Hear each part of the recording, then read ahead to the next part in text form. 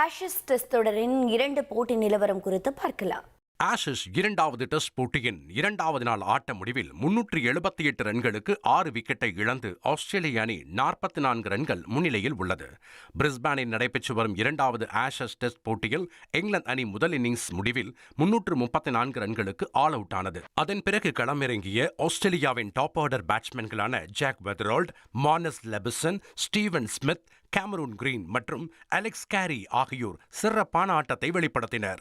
இதில் அதிகபட்சமாக Jake Weatherald 72 ரன்களும், மார்னஸ் லெபிசன் 65 ரன்களும், ஸ்டீவன் ஸ்மித் 61 ரன்களும் எடுத்து ஆஸ்திரேலிய அணி 44 ரன்கள் முன்னிலை வகிக்க பெரும் பங்காற்றினர். மேலும் இங்கிலாந்து பவுலர்களில் அதிகபட்சமாக பிரைடன் கார்சே 3 விக்கெட்டுகளையும், கேப்டன் பென் ஸ்டோக்ஸ் 2 விக்கெட்டுகளையும் மற்றும் ஜோஃப்ரா ஆர்ச்சர் 1 விக்கெட்டையும் வீழ்த்தினர்.